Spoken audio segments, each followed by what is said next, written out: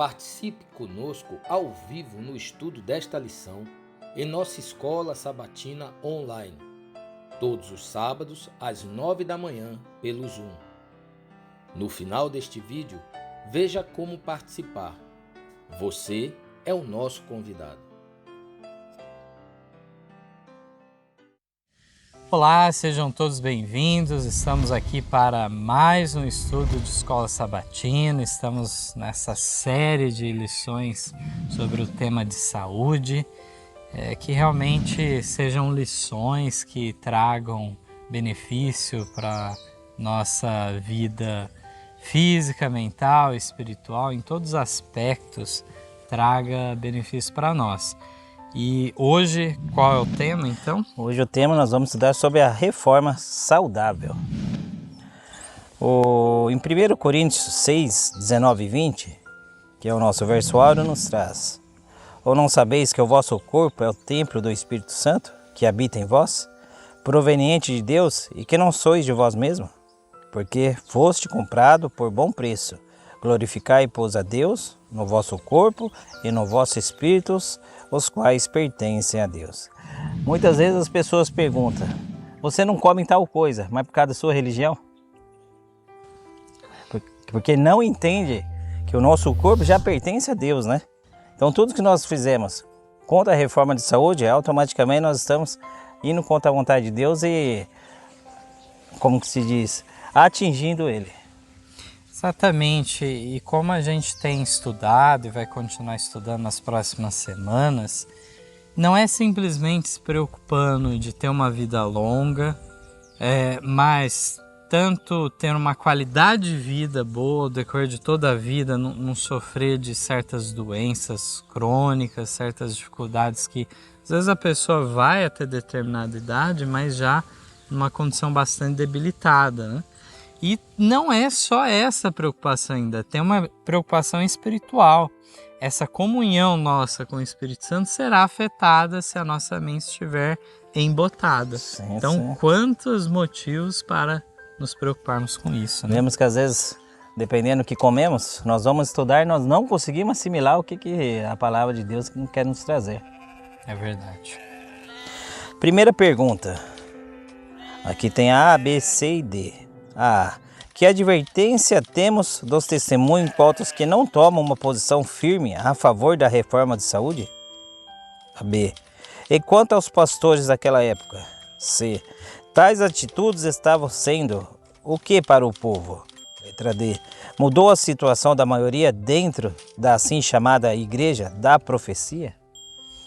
Texto bíblico de 1 Tessalonicenses 5:23 nos comenta sobre o que estávamos falando, da preocupação integral com o ser humano. O mesmo Deus de paz vos santifique em tudo, e todo o vosso espírito, alma e corpo sejam plenamente conservados e irrepreensíveis para a vinda de nosso Senhor Jesus Cristo. Agora nós vamos ler aqui no Testemunhos para a Igreja, volume 6, as páginas 377 e 378, também presente no Conselho sobre Regime Alimentar 453. Diz assim: a Igreja está fazendo história. Cada dia é uma batalha e uma marcha. Achamo-nos cercado de inimigos invisíveis por todos os lados. E ou vencemos pela graça que nos é dada por Deus, ou somos vencidos. Insisto em que os que estão tomando atitude neutra quanto à reforma de saúde se convertam. Esta luz é preciosa e o Senhor dá-me a mensagem de instar para que todos os que têm responsabilidades em qualquer ramo da sua obra cuidem para que ela tenha ascendência no coração e na vida. Porque alguns de nossos irmãos pastores manifestam tão pouco interesse na reforma de saúde? É porque as instruções quanto à temperança em todas as coisas se acham em oposição à sua prática de condescendência consigo mesmos. Em alguns lugares, isso tem sido a grande pedra de tropeço que impede o povo de pesquisar, praticar e ensinar a reforma de saúde. Homem algum deve ser separado como mestre do povo, enquanto seu ensino e exemplo contradiz o testemunho que o Senhor deu a seus servos para apresentar relativamente ao regime, pois isso trará confusão. Sua desconsideração pela reforma de saúde o desqualifica para levantar-se como mensageiro do Senhor. É um assunto de pouca importância, irmão Cláudio? De maneira nenhuma. Veja que pode até mesmo, pelo que falou aqui no final, desqualificar alguém permanecer no ministério. É muito sério o assunto. Então teve vários pontos aqui, as advertências que realmente Ellen White fala da igreja tomar uma posição firme nisso, estavam falhando. Os pastores, então, muitos em posição de neutralidade, o que já é estar do lado do inimigo, quando se toma uma posição dessa, né? E isso tudo fazia o quê? Que as pessoas também, o povo, começasse a desconsiderar. As pessoas não pesquisavam, que diz não praticavam, não ensinavam, eles estavam servindo de pedra, uma grande pedra de tropeço à mensagem. E é feita uma última pergunta aqui reflexiva, porque o texto aqui do Sexto Testemunho, creio que tenha sido publicado no ano de 1900, se não me engano, mas desde então, desde lá de 1900, quando foi dada essa advertência para haver uma correção mudança de rumo, né? Como que hoje está a situação da chamada Igreja Profecia? Do mesmo jeito. Do mesmo jeito ou até pior, né? Então nós vemos que Deus, Ele está em busca de um remanescente fiel, que fará essa obra. O problema é que quando nós falamos de remanescente, as pessoas frequentemente acham que devem ser remanescentes dentro de um ministério em apostasia. E não é esse. Deus quer ter um ministério preparado para ele. Não é simplesmente de os membros leigos darem esse exemplo, mas que tem um ministério levantando essa alta norma. Sem dúvida. Então agora nós vamos para a segunda pergunta. Em que liberdade alguns têm se achado? Como deve ser recebida esta mensagem? Aqui nós vamos ler aqui em Provérbios 3, 5 a 6. E nos diz: confia no Senhor de todo o teu coração e não intrigues no teu próprio entendimento. Reconhece-se em todos os teus caminhos e ele endireitará as tuas veredas. Aqui no Sexto Testemunho, página 370, também está no Conselho sobre Regime Alimentar 455, nos traz essa orientação. Alguns têm se sentido na liberdade de criticar e impor em dúvidas os princípios da reforma de saúde, achando defeitos neles, embora poucos conheçam por experiência. Devem colocar-se ombro a ombro, coração a coração, com os que trabalham no rumo certo. O assunto da reforma de saúde tem sido apresentada nas igrejas. A luz, porém, não tem sido recebida de coração. As condescendências egoístas, destruidoras da saúde, de homens e mulheres, têm anulado a influência da mensagem que deve preparar um povo para o grande dia de Deus. Se as igrejas esperam ter poder, terão de pôr em prática a verdade que Deus lhe deu. Então a igreja se torna desmoralizada, sem poder do Espírito Santo, quando não avança na crescente luz que Deus envia para ela. Aqui nos diz então que muitos estavam se sentindo na liberdade de criticar, achar defeito. Colocar em dúvida. Mas diz aqui que eles conheciam direito? Superficialmente, vamos assim dizer. Exatamente. E não conhecer por experiência que é difícil. Continuando aqui na terceira pergunta. Se rejeitarmos a mensagem, que resultados colheremos? E por que o Senhor não opera hoje de forma tão acentuada?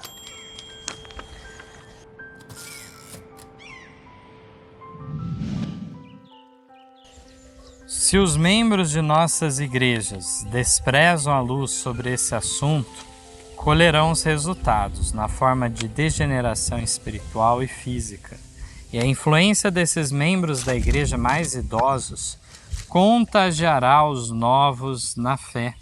O Senhor não opera agora para trazer muitas pessoas para a verdade, por causa dos membros da igreja que nunca foram convertidos e dos que, uma vez convertidos, voltaram atrás. Que influência teriam esses membros não consagrados sobre os novos conversos? Não tornariam sem efeito a mensagem dada por Deus a qual seu povo deve apresentar?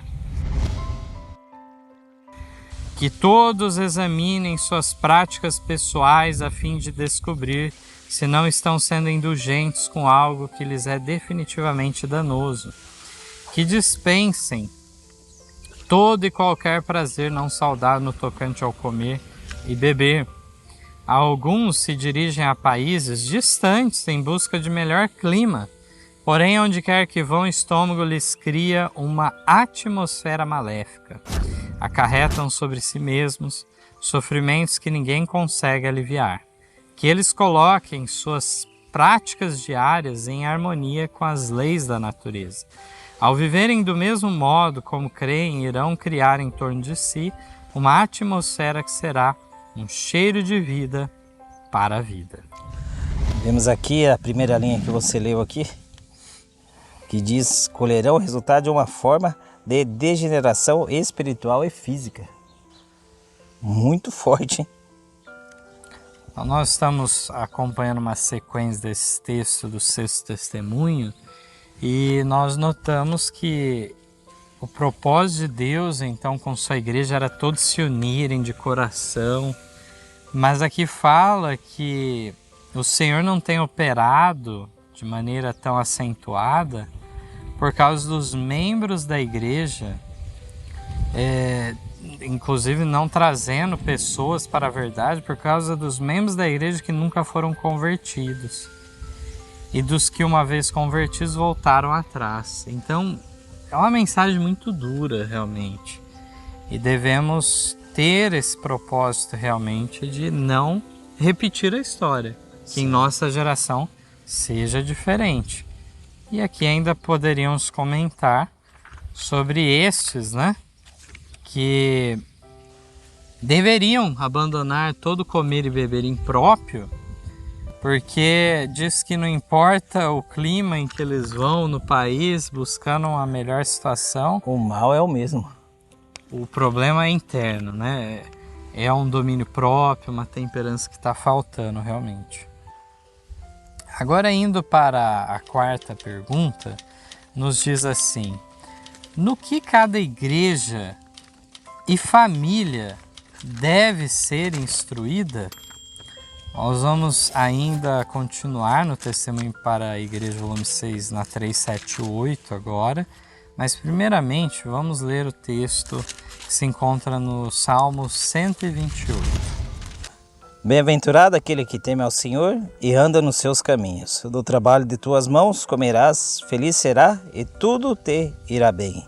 Tua esposa no interior de tua casa será como a videira frutífera, teus filhos como rebentos da oliveira e a roda da tua mesa. Eis como será abençoado o homem que teme ao Senhor. O Senhor te abençoe desde Sião, para que vejas a prosperidade de Jerusalém durante os dias de tua vida. Veja os filhos de teus filhos, paz sobre Israel. Pode ler, irmão Mateus. A luz comunicada pelo Senhor sobre essa questão em sua palavra é clara, e os homens serão provados e experimentados de muitos modos a ver se a atendem. Toda igreja, toda família necessita ser instruída com referência à temperança cristã.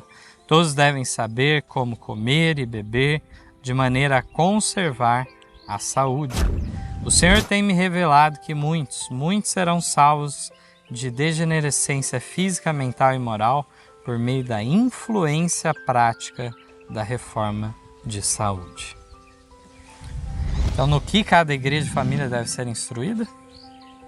Sobre a referência à temperança cristã.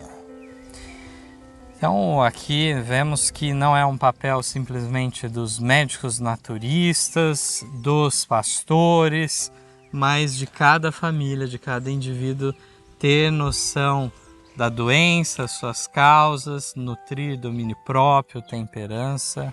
Isso vai fazer a diferença. E o que o Senhor revelou acerca da influência da reforma de saúde? O irmão Cláudio vai nos ler aqui, ainda no Testemunhos para a Igreja, volume 6, na 379 e na 327. Serão realizadas conferências e multiplicadas as publicações sobre a saúde. Seus princípios serão recebidos com agrado e muitos serão iluminados. A influência relacionadas com a reforma de saúde irão recomendá-la ao julgamento de todos que desejam a luz, e esses avançarão passo a passo para receber as verdades especiais para este tempo. Assim a verdade e a justiça andarão juntas. Quando devidamente conduzida a obra de saúde, é uma cunha de penetração, abrindo o caminho para que outras verdades alcancem o coração. Vemos o dia de hoje, você pode conversar com qualquer pessoa, que todos hoje, se não é ele, tem alguém da família que está com problema de saúde. Então, quando se fala que é uma cunha, não adianta a gente chegar e querer apresentar a palavra de Deus, profecia, sendo que às vezes, primeiramente, a pessoa está precisando de uma cura física. Então, devemos mostrar os tratamentos. Com certeza vai abrir uma válvula para a gente poder depois entrar com a mensagem mais apropriada. Agora eu fico pensando também nesse assunto, irmão, sobre o ponto de vista histórico. E eu entendo que o povo adventista perdeu até certo ponto um momento áureo da história lá no século XIX, em que parte dos assuntos já haviam outras pessoas que conheciam, mas grande parte não era de domínio público de muitas pessoas. E a igreja poderia estar o que? Na vanguarda, sendo cabeça nesse assunto. Hoje nós vemos que em grande parte obra é feita pelas pedras clamando do mundo e uma falha do próprio adventismo em estar mais avançado que o mundo apresenta. Não é simplesmente você repercutir e ressoar o que já está sendo dito por outras pessoas. A luz que Deus concedeu à sua igreja é algo muito profundo, porque abrange tantos aspectos. Estamos aprendendo aqui, semana após semana, tantos elementos que a gente deve considerar. E, no entanto, quando nós vemos aí uma abordagem superficial, realmente, da saúde, da alimentação, não é isso que era o propósito de Deus. Aqui nós vemos que era o povo de Deus que deveria estar realizando conferências, publicações sobre saúde, iluminando as pessoas. Mas mesmo hoje, em nosso tempo, podemos avançar, por exemplo, na parte dos tratamentos naturais, que muitas vezes ainda é desconhecido das pessoas. Esse ponto não é simplesmente uma alimentação correta, mas um estilo de vida correto e como tratar quando a pessoa tiver a doença. Então tem muito espaço aí para avançar, com certeza. Vamos aqui para a sexta pergunta, que ela se divide em 3. Letra A. Quantos métodos de cura são aprovados por Deus? E por que os remédios de Deus estão em desuso? E apesar disso, está ao alcance de todos? Vamos à leitura no Testemunhos para a Igreja, volume 5, página 443, que nos declara: há muitos modos de praticar a arte de curar, mas só existe um aprovado pelo céu. Os remédios de Deus são simples agentes da natureza que não sobrecarregarão nem enfraquecerão o organismo mediante suas fortes propriedades. Ar puro e água, higiene, regime adequado, pureza de vida e firme confiança em Deus são remédios por cuja falta milhares de pessoas estão perecendo. Todavia, esses remédios estão caindo em desuso porque seu hábil emprego requer trabalho que o povo não aprecia. Ar puro, exercício, água pura e morada limpa e aprazível acham-se ao alcance de todos, com apenas pouca despesa. As drogas, porém, são dispendiosas, tanto no gasto do dinheiro como no efeito produzido no organismo. Então, voltando às perguntas aqui, quantos métodos de cura Deus aprova? Somente um, né? Somente um. Há muitos modos de arte de curar, mas de inspiração divina, aprovado pelo céu, apenas um. Por que os remédios de Deus estão, então, em desuso? Aqui diz que Porque dá trabalho? dá trabalho, né? Muitos não querem justamente ter esse tipo de trabalho para alcançar a cura. E automaticamente nós queremos ver o resultado de pronta, né? Mas apesar disso, está ao alcance de todos. Sim, sim. Aqui diz são coisas simples, né, que vão fazer a diferença.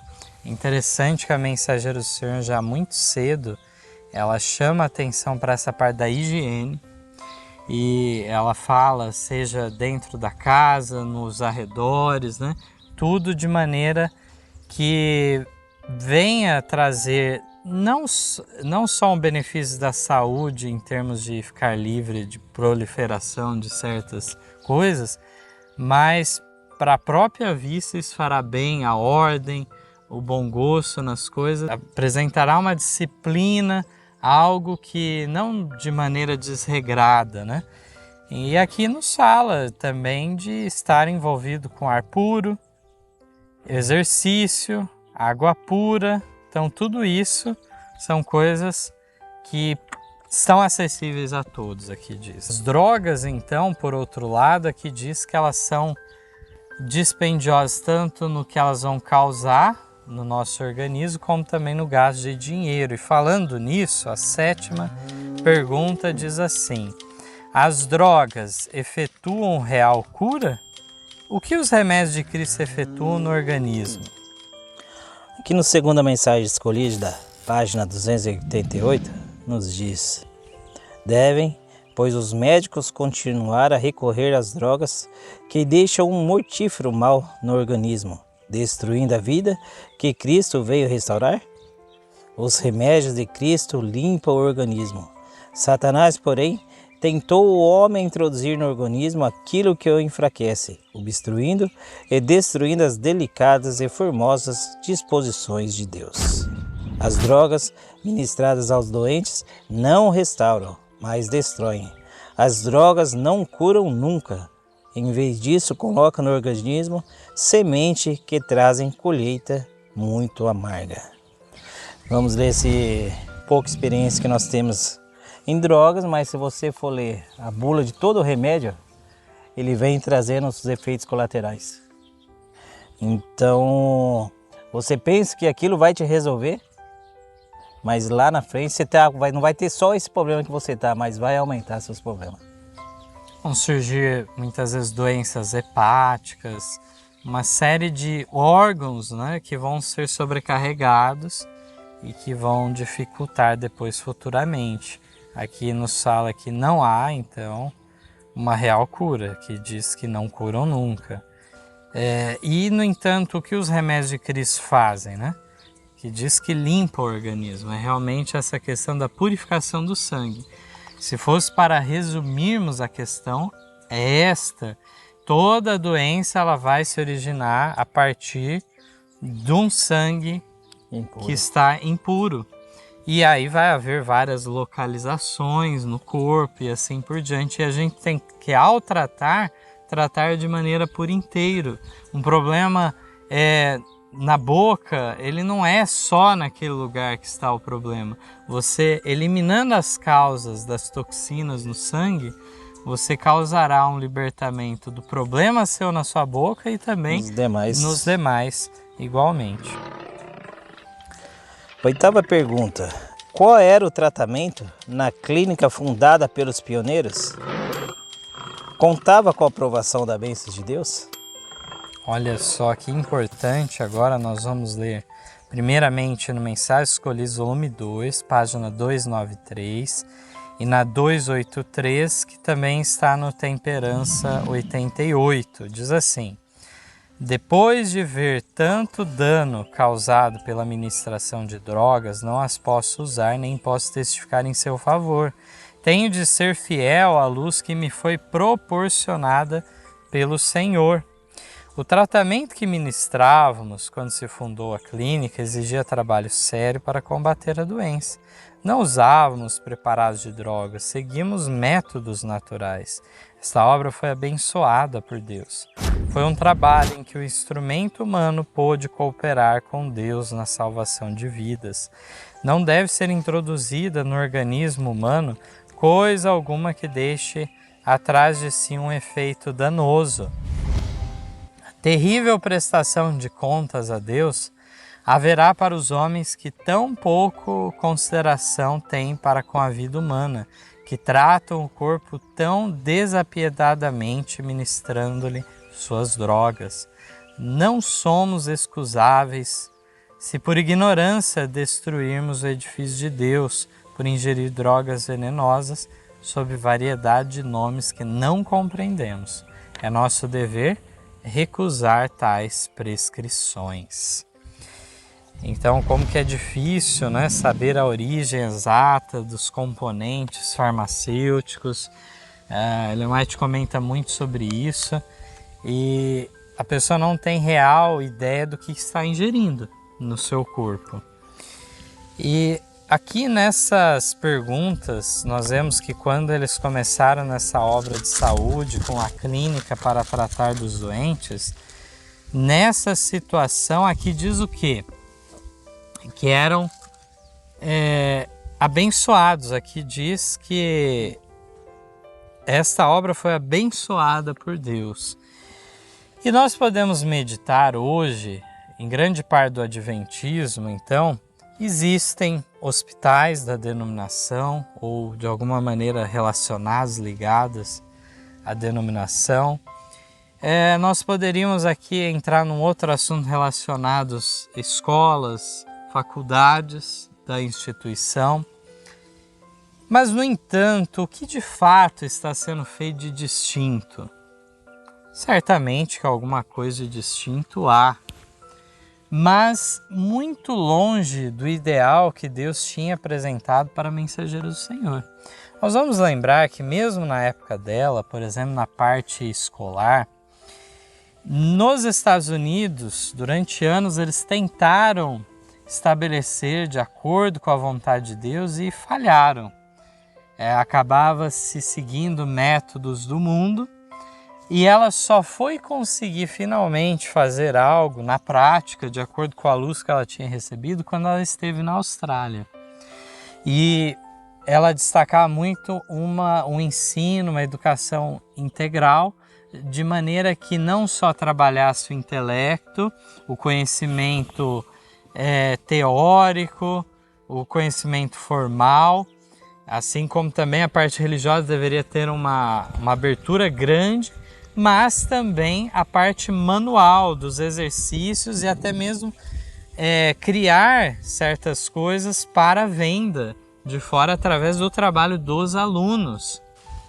Então tudo isso na Austrália eles conseguiram executar. Depois também teve mais tarde a opção lá em Madison, no Tennessee, conseguiram realizar algo semelhante. E nós encontramos nessa parte das clínicas também algumas que eles conseguiram com muito custo fazer algo, mas nós vemos que atualmente os hospitais, então, eles ministram normalmente as drogas, não é então uma clínica naturista. Então, nesse sentido, está falhando no propósito que Deus deu aqui, essa luz especial para que o povo de Deus fizesse algo diferente do mundo. E vemos hoje aqui quando na parte das drogas, a pessoa tem um problema de saúde, ele toma uma droga pensando que vai resolver. Aí às vezes essa não atingiu aquele objetivo que ele precisava. Ao contrário da reforma de saúde, do tratamento natural, o tratamento é um só. Não temos no que errar, pode ter algum complemento a mais, mas a base é sempre a mesma. Muito real o que o irmão Cláudio disse, a base é a mesma, a gente tem alguns elementos que vão ajudar a facilitar esse processo, mas via de regra não há algo tão sofisticado diferente. E devido a essa falta de sofisticação, a gente sempre lembra de que experiência? A de Naamã. Quando o profeta diz que era meramente mergulhar 7 vezes naquele rio, ele falou, mas tem rio muito melhor na minha terra. O que eu vou fazer nesse rio? Então, realmente, às vezes, quando se pede pouco, algo simples, se desconfia também daquilo se vai surtir efeito. E temos visto no testemunho de tantas pessoas ao decorrer do tempo que sim, vem o resultado desse tratamento simples. A 9ª pergunta, então, nos declara assim: do que muitos não se dão ao trabalho, o que é necessário ser ensinado? No Ciência do Bom Viver, página 126, está escrito assim: um costume que está deitando bases à vasta soma de doenças e males mais sérios ainda é o livre uso de drogas venenosas. Quando atacadas pela enfermidade, muitos não se darão ao trabalho de descobrir a causa do mal. Sua principal ansiedade é ver-se livre da dor do desconforto. Recorrem, portanto, às panaceias, cujas reais propriedades eles mal conhecem, ou recorrem a um médico para neutralizar os efeitos de seu mal proceder, mas sem nenhuma ideia de mudar seus nocivos hábitos. Caso não sintam benefícios imediatos, experimentam outro remédio e depois outro. Assim continua o mal. O povo precisa que se lhes ensine que as drogas não curam as doenças. É verdade que elas por vezes proporcionam temporário alívio e o paciente parece restabelecer-se em resultado de havê-lo usado. Isso acontece porque a natureza possui bastante força vital para expelir o veneno e corrigir as condições ocasionadas do mal.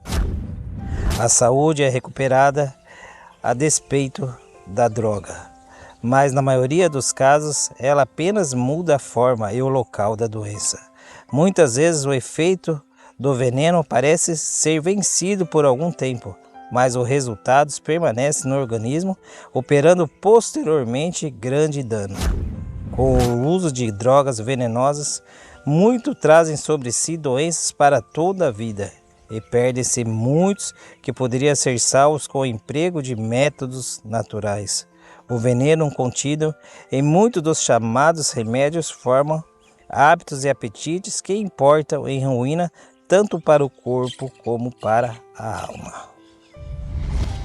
Quanta recomendação para cada um de nós. E muitas vezes as pessoas colocam medo falando assim, olha, o tratamento natural vai colocar em risco as vidas. As pessoas não estão levando a sério a doença. E nós vemos o que está colocando em risco continuamente a vida das pessoas. São as drogas. E nós vemos o fracasso realmente da medicina em tantos casos, mas não é descartado. Quer dizer, se ocorrer algum evento adverso quando uma pessoa está num tratamento natural, isso vai ser para condenar para o resto da vida. Mas os fracassos da medicina tradicional não são depositados na conta de um problema, né? Então é algo realmente que não é feito de maneira justa a análise. E aqui eu queria destacar que em alguns casos a força vital então vai ter mais trabalho, porque diz que ela tem que resolver o problema primário, inicial, e eliminar ainda a droga do organismo. Secundário, então é 2 trabalhos.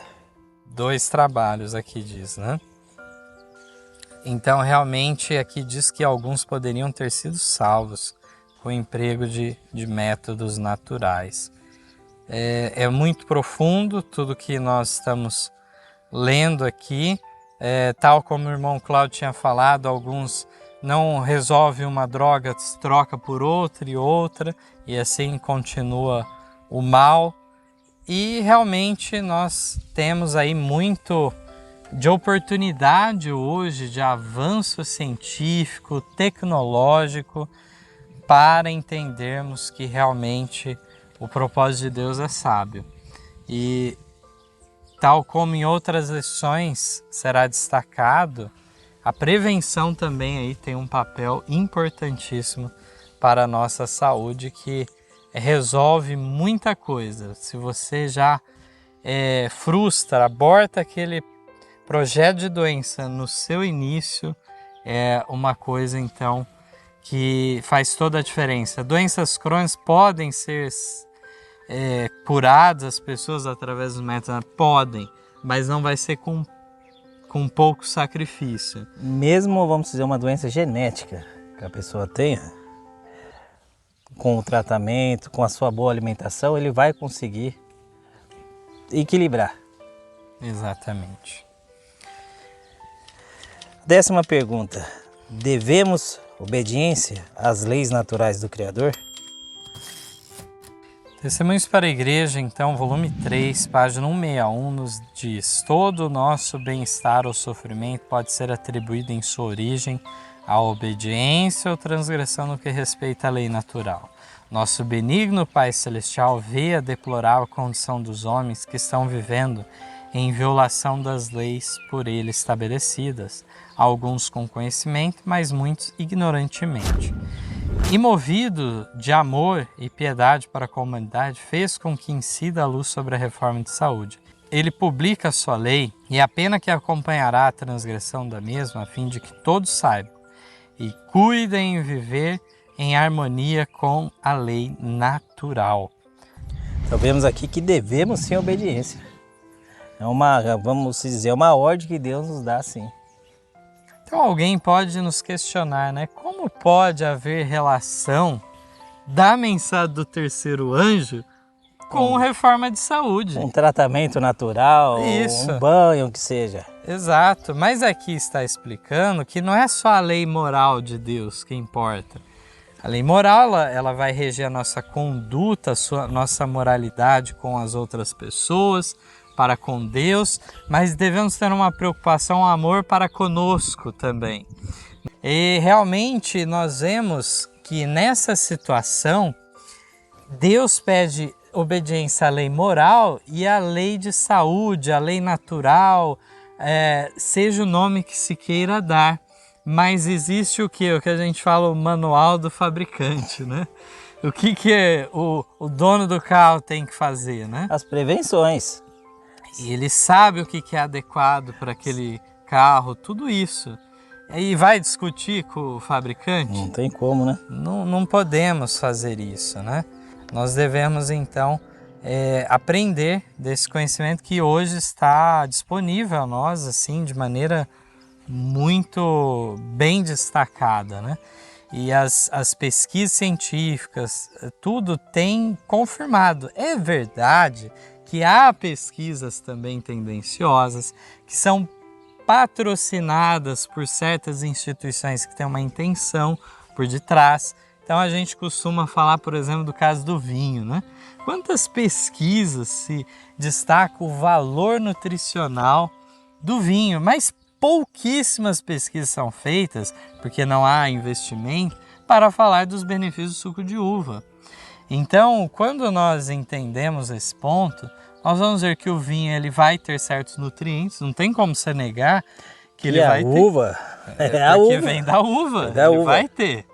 Mas ele tem uma parte nociva que está sendo passado por alto. Aí essa parte se ignora, que há algo que vai prejudicar a sua saúde por conta do álcool presente, ainda que haja os nutrientes também. Então, por que não ir direto mais à fonte e tomar um suco de uva puro que vai trazer os benefícios sem o ponto nocivo dele, né?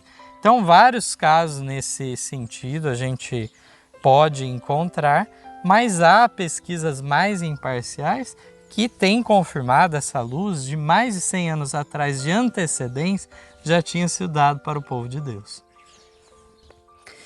Agora nós vamos para a pergunta de número 11, a última, que nos fala na parte A, quem é o grande causador da doença? B. Onde está a origem de 9 em cada 10 enfermidades? C. De que modo os infiéis têm tirado proveito da religião? Aqui no Quinto Testemunho, página 443, Satanás é o causador da doença. É o médico, está batalhando contra sua obra e poder. A enfermidade da mente reina por toda parte. 9 de cada 10 enfermidades sofridas pelo homem tem aí seu fundamento. Talvez algum vivo distúrbio doméstico esteja, como a gangrena, roendo até as próprias almas, enfraquecendo as forças vitais. O remorso pelo pecado mina por vezes a constituição e desequilibra a mente. Há também doutrinas errôneas, como a de um inferno eternamente e arder o tormento perpétuo dos ímpios, as quais, por darem uma visão exagerada e torcida do caráter de Deus, têm produzido os mesmos resultados sobre espíritos sensíveis. Os infiéis têm aproveitado ao máximo esses casos infelizes, atribuindo a loucura à religião. Isto, porém, é grosseira difamação, a qual deverão enfrentar afinal. A religião de Cristo, bem longe de causar loucura, é um de seus mais eficazes remédios. É poderoso, calmante, nervoso. Que nota! Quanta coisa que foi resumida para nós, né? Quem é o grande causador? Não temos dúvida que é Satanás. E onde está a origem de, vamos dizer, 90% das doenças, das enfermidades? Nessas teorias, nessas loucuras, aqui se dá alguns exemplos, né? Que provavelmente ela vem da mente também, né? Exato. Então nós vemos, né, que os infiéis têm tirado proveito da religião, e em certo ponto a Mensageira do Senhor nos fala dessa ideia do tormento eterno, que é algo que depõe contra o caráter de Deus, não faz sentido. Nós vemos aí algumas questões, né? Mas também o pecador ele vai sentir um remorso, isso vai causar problema na sua saúde. Mas é interessante, quando a Ellen White fala da origem, da base das enfermidades terem um início, vamos assim dizer, não quer dizer que ela se mantém também só na mente, mas ela começa na mente, depois pode se tornar algo físico. E dessa maneira nós vemos quão avançado é um texto desse à frente do seu tempo, que hoje sim, muito se fala aí da ansiedade, do estresse, da depressão, a preocupação com tudo isso, hoje o mundo está bastante, né? Mas isso, nós estamos falando numa época que não se falava. Sim. Então, aqui é interessante nós vermos que a religião de Cristo, essa paz com Deus, uma consciência tranquila, não uma consciência violada, que se sente então numa condição deplorável diante do Criador, essa religião de Cristo aqui diz poderoso, calmante e nervoso, porque nos dá também um propósito. Então o autor Viktor Frankl, ele narra sua experiência num campo de concentração no período aí da Segunda Guerra Mundial, do Holocausto. E esse Viktor Frankl, ele fala então o que determinava realmente algumas pessoas sobreviverem naquele terror, o inferno na Terra. E não era muitas vezes simplesmente a pessoa mais forte, com maior saúde aparentemente, mas era aquele que tinha uma vida com propósito. Ele tinha ainda esperança de que ele iria sair daquela condição. Esses não sucumbiram a uma condição aí debilitante que veio a ruir realmente, não conseguiu. Então nós vemos nas experiências que ele, como psiquiatra, psicólogo, ele fez nessa parte, ele mostrando que realmente essa é uma das causas de enfermidades, de doenças, de maneira que também hoje muitos céticos eles vão ter essa dificuldade de encontrar, no final das contas, um propósito para essa vida tremendamente passageira. E é só isso? terminou nisso, né? Depois é o vazio para uma eternidade, o que seria? Então nós encontramos que termos essa religação com Deus é o melhor remédio. Mesmo que a doença pode nos atingir, mas sabemos que mesmo até no caso a morte pode nos levar, mas temos a certeza de um dia encontrar Cristo. Sim, e que realmente essas lições venham trazer mudança em nossas vidas, tenhamos o desejo de crescer na escada da santificação cada dia mais. Esse é o nosso desejo de oração a todos nós. Amém. Amém. Em nosso site vocês encontrarão estudos, notícias, dicas de saúde, além de todas as nossas lições. Participem conosco através da nossa página no Facebook e assistam todas as nossas lições através do YouTube. Você também pode participar ao vivo das lições da Escola Sabatina todos os sábados a partir das 9 da manhã pelo Zoom. Ligue ou mande uma mensagem para os números de WhatsApp que aparecem na tela e venha estudar conosco. Você é o nosso convidado.